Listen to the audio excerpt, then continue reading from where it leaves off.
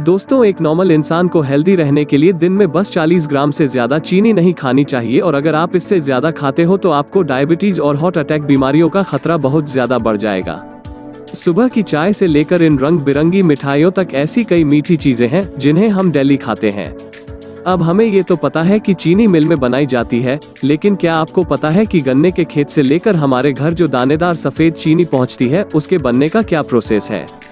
अगर नहीं तो आज के इस वीडियो में हमारे साथ लंच तक बने रहिए।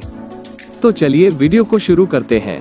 दोस्तों, सबसे पहले फैक्ट्री में गन्ने से लदे ट्रैक्टर और ट्रक्स को अनलोड किया जाता है। इसके बाद गन्ने को पहले छोटे छोटे टुकड़ों में काटा जाता है ताकि इसका जूस निकालते समय ये मशीन में किसी भी तरह फंसे ना, और छोटे टुकड़े करने के लिए इन्हें चॉपर मशीन में पहले डाला जाता है। अब चॉपर मशीन में इसीलिए डालते हैं कि इनसे ज्यादा रस निकाला जा सके। इस प्रोसेस के बाद गन्नों को अच्छे से धोया जाता है और उन गन्नों को बाद में निचोड़ने के लिए एक क्रशर में डाल दिया जाता है ताकि गन्ने का रस और छिलका दोनों अलग अलग हो जाएं। दोस्तों, शुगर इंडस्ट्री में अलग होने वाले छिलके को बगास कहा जाता है और इसे बाद में फ्यूल की तरह ही इस्तेमाल किया जाता है। यह इतना पावरफुल ईंधन होता है कि शुगर इंडस्ट्री की तमाम जरूरतों को इसी की मदद से पूरा कर लिया जाता है। दोस्तों, गन्ने के छिलके और उसके रस को अलग करने के लिए जो मशीन इस्तेमाल होती है उसे मिल्स हाउस कहा जाता है। अब मिल हाउस में जो गन्ने का रस हासिल होता है उसे छानकर आगे प्रोसेस हाउस में भेज दिया जाता है, और यही वह जगह है जहां गन्ने का रस को चीनी के दानों में बदला जाएगा। अब यहां गन्ने के रस को 75 डिग्री पर गर्म किया जाएगा और इसमें मिल का लाइम लेद किया जाता है।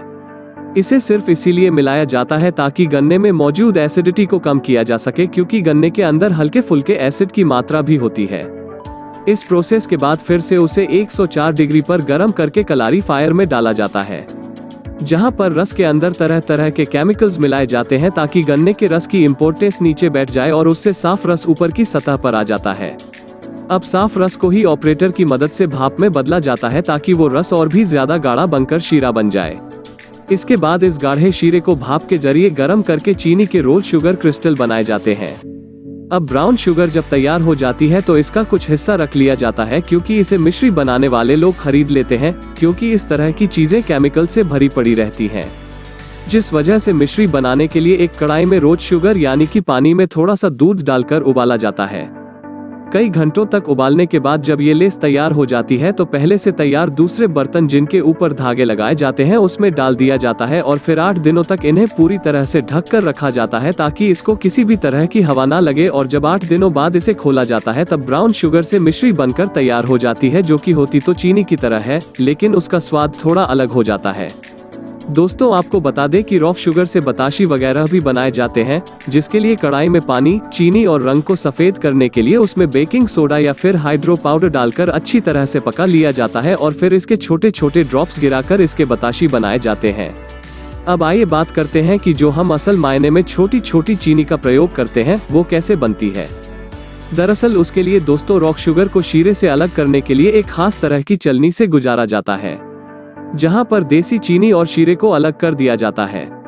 अब इसे कई प्रोसेस से गुजार कर कई तरह के ग्रेड की चीनी बनाई जाती है, और आखिर में जो कुछ बचता है उसे फाइनल मोलासिस कहते हैं।